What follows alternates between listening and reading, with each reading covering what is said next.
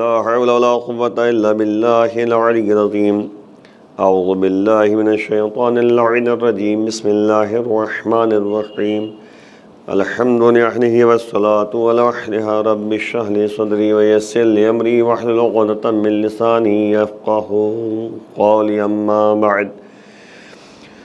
اعزائي گرامی، سورہ مومن جس کا دوسرا نام سورہ غافر ہے، آیتوں کی تفسیر آپ کے سامنے پیش کی جا رہی ہے.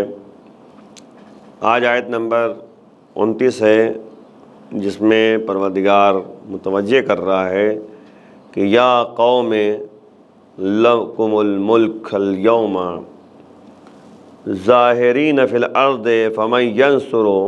فمن ینصرنا من بأس اللہ ان جاءنا قال فرعون ما اریکم الا ما ارا وما اہدیکم الا سبیل الرشاد. یعنی آپ غور کریں کہ گفتگو جو ہے آپ کے سامنے آیت نمبر جو 28 گزری ہے، اس میں مومن آل فرعون کا تذکرہ کیا گیا رجل مومن کے لحاظ سے کہ رجل مومن. تو رجل المومنون جب استعمال کیا گیا ایک ایسا مرد جو مومن تھا، تو یہ بہرحال تذکرہ ہے مومن آل فرعون کا. اب ظاہر سی بات ہے کہ دو باتیں ہم نے پچھلے درس میں بیان کی تھیں، ویسے تو بہت سے باتیں لیکن دو اہم بات ہے. ایک ہے کہ جو ہے فرعونیوں میں جو ہے 3 افراد ایسے تھے جو ایمان لائے ہوئے تھے اللہ پر اور موسیٰ پر، لیکن وہ اپنے ایمان کو چھپا کے رکھے ہوئے تھے. ایک جو ہے مومن آل فرعون جس کا نام جو ہے زیادہ تر ملتا ہے حزقیل، جناب حزقیل، اور جناب آسیہ جو فرعون کی زوجہ تھیں، اور وہ شخص ہے جس نے موسیٰ کو خبردار کیا تھا، خبر دی تھی کہ فرعون تمہیں قتل کرنا چاہتا ہے، مصر سے آپ چلے جائیں. تو اب آپ غور کریں کہ اسی طریقے سے ہمارے پاس ایک حدیث جو نبی کی حدیث تھی، جو مولائے کائنات نبی نے فرمایا تھا کہ صدیقین جو ہے 3 افراد ہیں. ایک جو ہے صدیق نہیں، بہت زیادہ سچ بولنے والے صدیقون جو ہے 3 افراد ہیں. ایک جو ہے مومن آل یاسین جسے جو ہے حبیب نجار کا نام دیا جاتا ہے، اور ایک جو ہے جناب حزقیل ہے جو مومن آل فرعون ہیں، اور ایک مولائے کائنات علی بن ابی طالب علیہ السلام ہیں جو ان سبوں میں افضلہم، یعنی ان سب میں افضل ہیں. تو آپ غور کیجئے کہ وہاں پر بھی یہی صورتحال پیدا ہوئی تھی. جناب حبیب نجار جنہوں نے قوم والوں سے یہی کہا تھا کہ فاتبعوا المرسلین، تم لوگ جو ہے مرسلین کی اتباع کرو، جو اللہ کی طرف سے بھیجے گئے رسول ہیں ان کی تم پیروی کرو.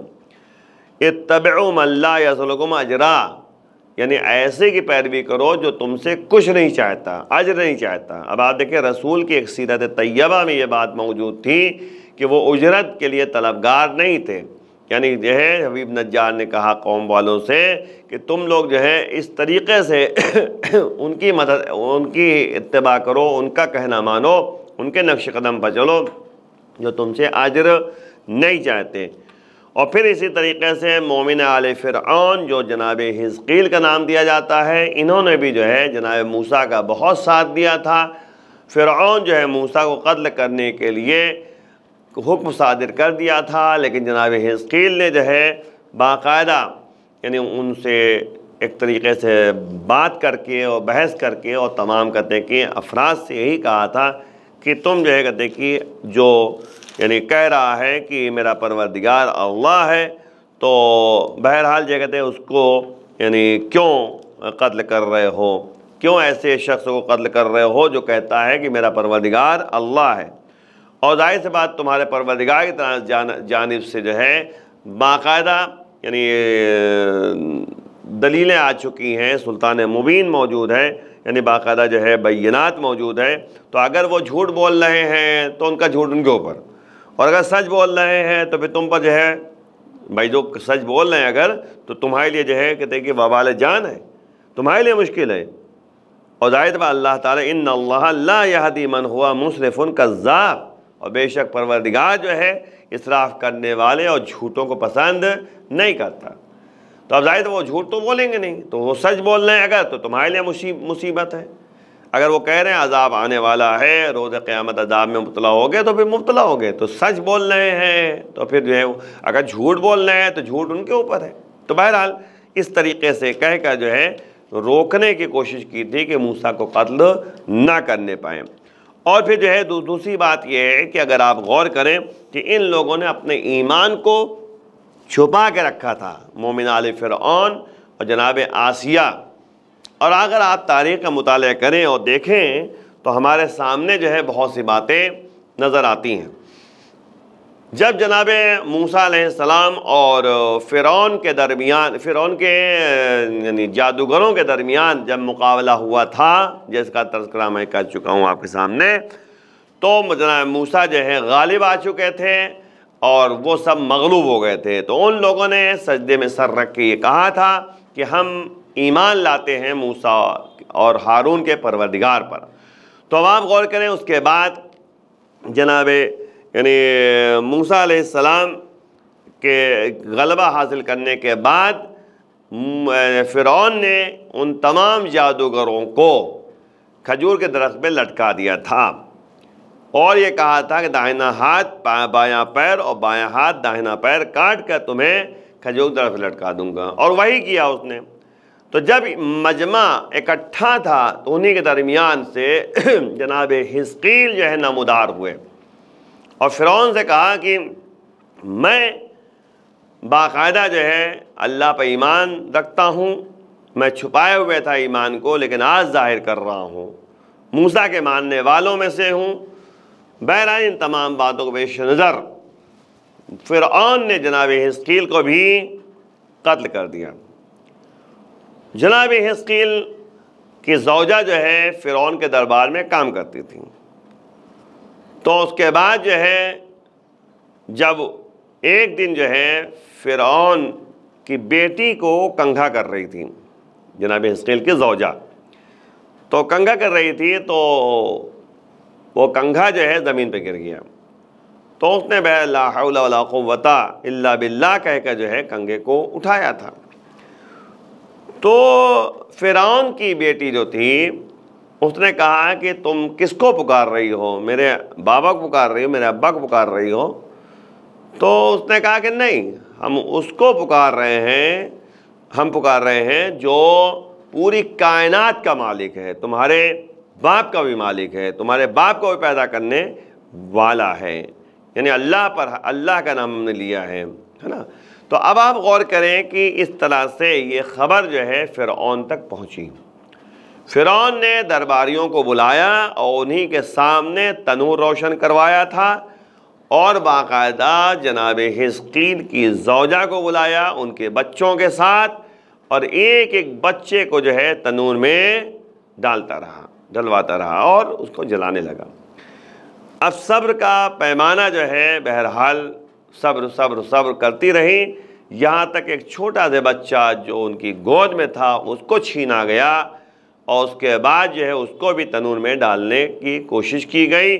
جیسے گدے تنور میں ڈالنے لگے تو اس کا جو ہے فوراً جو ہے ماں کے دل میں ایک عجیب تڑپ پیدا ہوئی اور کچھ کہنا چاہ رہی تھی، تب تک جو ہے اس بچے نے، یعنی اب آپ دیکھیں یہ آواز پیدا کر دی پروردگار نے، اس بچے نے اپنی ماں سے کہا کہ آپ جو ہے صبر کیجئے، آپ جو ہے بیتاب نہ ہوئیے، آپ حق پر ہیں۔ تو آپ غور کیجئے کہ اس طریقے سے تمام درباریوں کے درمیان جو ہے ان کے بچوں کو قتل کر دیا گیا اور جلا دیا گیا، لیکن جو ہے اپنے ایمان کو باقی رکھا۔ یہ منظر جو ہے جناب آسیہ دیکھ رہی تھی۔ فرعون جو ہے جناب آسیہ کے پاس آتا ہے تو کہا کہ آج میں نے ایسا کیا ہے کہ دیکھا میں نے جو ہے ان کے بچوں کو جلا دیا، وہ تو ہمیں مانتی نہیں تھی اور وہ ایک خدا کو مانتی تھی، کہتی تھی کہ سب کا مالک وہی ہے، سب کا رازق وہی ہے۔ تو جناب آسیہ نے کہا کہ اس کو کیا بات کر رہی ہو، میں خود جو ہے اللہ پر ایمان رکھتی ہوں، میں تم پر ایمان نہیں رکھتی، میں ابھی تک چھپائے ہوئے تھی، میں جو ہے موسیٰ کے پروردگار پہ ایمان رکھتی ہوں، موسیٰ پہ ایمان رکھتی ہوں۔ تو فرعون تعجب میں پڑ گیا کہ آخر ہوا کیا، گھر میں بھی ایسی صورتحال ہے۔ تو اس کے بعد جو ہے جناب آسیہ کے اوپر ظلم ستم ڈھانا شروع کر دیا تاکہ ان کو پلٹا سکے۔ روایت یہ کہتی ہے کہ دھوپ کی تپش میں جو ہے ان کے سینے پر پتھر رکھ دیا بڑا سے، اور اس کے بعد جو ہے سختیاں جو ہے کرتا رہا، یہاں تک کہ جو ہے جناب آسیہ نے اللہ کی بارگاہ میں دعا کی، رب ابن لی بیتن فی الجنہ، پروردگار میرے لیے جنت میں ایک گھر بنا دے، بیت بنا دے۔ تو یہ دعا جو ہے جناب آسیہ نے پروردگار کے بارگاہ میں کی۔ اللہ نے باقاعدہ جو ہے فرشتے کو بھیجا کہ جاؤ ان کا جو جنت میں محل ہے اسے دکھا دو۔ فرشتہ آیا جناب آسیہ کے پاس اور باقاعدہ جو ہے جنت میں جو گھر اللہ نے بنایا تھا، محل جو بنایا تھا، اسے دکھایا۔ تو آپ غور کریں کہ یہ ایمان کی حقیقتیں ہیں جو جناب آسیہ ان عورتوں میں سے قرار پائی ہیں کہ جناب رضا ماب نے کہا کہ دنیا کی 4 عورتیں سب سے افضل ہیں۔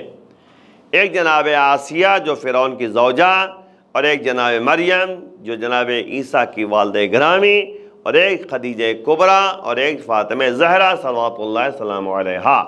لیکن ان چاروں میں افضلیت جسے حاصل ہے وہ زہرہ مرضیہ صلوات اللہ السلام علیہا کو حاصل ہے۔ تو آپ غور کریں کہ ان 4 عورتوں میں جناب آسیہ کا نام ہے جو فضیلت رکھتی ہیں، سب سے بہتر عورتیں ہیں۔ تو آپ غور کریں کہ یہ جناب آسیہ ایمان ان کا قوی تھا، جس کی بنیاد پر روز قیامت جو ہے ان کو گھر، بہترین محل، بہترین نعمتوں سے نوازا جائے گا۔ بہرحال جو ہے اتنی باتیں میں نے اس لیے عرض کی تاکہ ایمان کی اہمیت ہمارے سامنے نظر آ جائے۔ کوئی رکاوٹ پیدا نہیں کر سکتا۔ ایمان جو ہے عقیدے کا نام ہے، دل کے گہرائیوں سے ماننے کا نتیجہ ہوتا ہے۔ اعمال صالحہ انجام دینا اس کا نتیجہ ہوتا ہے، عقائد کے نتیجے میں جو ہے اعمال صالحہ انسان انجام دیتا ہے۔ تو وہی جناب حزقیل جو مومن آل فرعون ہے، یہیں پہ بات ختم نہیں ہوئی، بلکہ اس کے آگے جو ہے یہ کہا کہ یا قوم لکم الملک اليوم، اے قوم، اے ہماری قوم، اے میری قوم والوں، یاد رکھو بے شک آج تمہارے پاس حکومت ہے، الیوم، آج تمہارے پاس حکومت ہے، ظاہرین فی الارض، اور زمین پر تمہارا غلبہ ہے، زمین پر تم غالب ہو۔ فمن ینصرنا من بعث اللہ ان جاءنا، اور لیکن اگر عذاب خدا آ گیا ہے تو ہمیں اس سے کون بچائے گا؟ فمن ینصرنا، کون ہے ہماری جو مدد کرے گا من بعث اللہ، اللہ کے عذاب سے، ان جاءنا، اگر وہ اللہ کا عذاب ہمارے پاس آ جاتا ہے تو ہمیں کون بچائے گا؟ فرعون نے وہیں پہ کہا کہ میں تمہیں وہی باتیں بتا رہا ہوں جو میں خود سمجھ رہا ہوں، اور میں تمہیں عقل مندی کے راستے کے علاوہ اور کسی راہ کی ہدایت نہیں کر رہا ہوں۔ یعنی آپ دیکھیں یہ فرعون اپنے کو بہت بڑا عقل مند سمجھ رہا ہے نا، عقل مند سمجھ رہا ہے، سب کو جو ہے سمجھ رہا ہے جاہل، بیوقوف سمجھ رہا ہے، یعنی عجیب صورتحال ہے، وہ اپنے کو سمجھ رہا ہے۔ یہی جبارین اور ظالمین کی ایک خاصیت رہی ہے۔ آپ دیکھیں کہ مومن آل فرعون اسی مقدار پر قانے نہیں ہوئے، بلکہ آگے فرماتے ہیں کہ یعنی دوستانہ طور پر اور خیر خواہ بن کر مخاطب ہوتے ہیں کہ اے قوم والوں، آج تمہارے پر حکومت ہے، آج تمہارے پاس طاقت ہے، آج مصر کی حکومت کی وسعتیں تمہارے پاس ہیں، پھیلاؤ، پوری حکومت تمہارے پاس موجود ہے نا، اور ہر لحاظ سے تم کامیاب و غالب ہو۔ تم سمجھتے ہو کہ ہمارے پاس حکومت ہے، دولت ہے اور طاقت ہے اور یعنی باقاعدہ یعنی لشکر ہے، تو ہم سب سے زیادہ طاقتور ہیں۔ تو ایسا سوچنے کی ضرورت نہیں ہے، کیونکہ جو ہے اللہ ہر چیز پر غالب ہے۔ اللہ جو ہے اپنی طاقت جو ہے جگہ جگہ پہ دکھاتا رہتا ہے، اور اسی لیے جو ہے جناب حزقیل جو مومن آل فرعون ہے کہتے ہیں کہ ہر لحاظ سے تم لوگ کامیاب ہو اور غالب ہو۔ ان تمام نعمتوں کے لیے کفران نعمت نہ کرو. تم کو جو ہے نعمتیں جو ملی ہیں اللہ کا شکریہ ادا کرو، نعمت الہیہ ہے. کفران نعمت نہ کرو، انکار نعمت نہ کرو، کفر نہ اختیار نہ کرو. اگر خدا کا عذاب تمہارے پاس آ گیا تو کون ہے جو ہماری مدد کرے؟ فَمَن يَنصُرُنَا مِن بَأْسِ اللَّهِ إِن جَاءَنَا. اگر اللہ کا عذاب آ گیا تو کون ہے جو ہماری مدد کرے گا؟ مطلب یہ ہے کہ ہو سکتا ہے آج قدرت تمہارے پاس ہے لیکن جو ارادہ کرو گے کر سکو گے. آج ہے موسیٰ کے بارے میں تم سوچ رہے ہو کہ چلو وہ قتل کر دیں، لیکن آج تمہارے پاس طاقت ہے. لیکن اگر اللہ کا عذاب آ گیا، لیکن یہ قدرت جو تمہارے پاس ہے، یہ جو طاقت تمہارے پاس، اس کے لیے مغرور نہ بنو. قدرت جو ہے ہر وقت نہیں ہوتی، طاقت ہر وقت نہیں ہوتی. یہ باتیں ظاہراً فرعون کے اطراف کے لوگوں کے لیے بے اثر نہیں تھا. وہ لوگ تھوڑا سے رہے سوچنے پہ مجبور ہوئے، بلکہ ان کو ملائم یعنی باقاعدہ نرمی سے جو ہے کہا اور ان کے غصے کو ٹھنڈا کیا. باقاعدہ مومن آل فرعون نے باقاعدہ ان کو جو ہے یعنی اپنے کنٹرول میں یعنی باقاعدہ ان کو ٹھنڈا کیا تھا کہ موسیٰ کے قتل سے باز آ جائیں. لیکن اب یہاں پر فرعون خاموش نہیں رہا. فرعون تو بہرحال فرعون ہے نا، کہتے ہیں فرعون اپنے کو متکبر مغرور ہے نا، تکبر کر رہا تھا، مغرور تھا.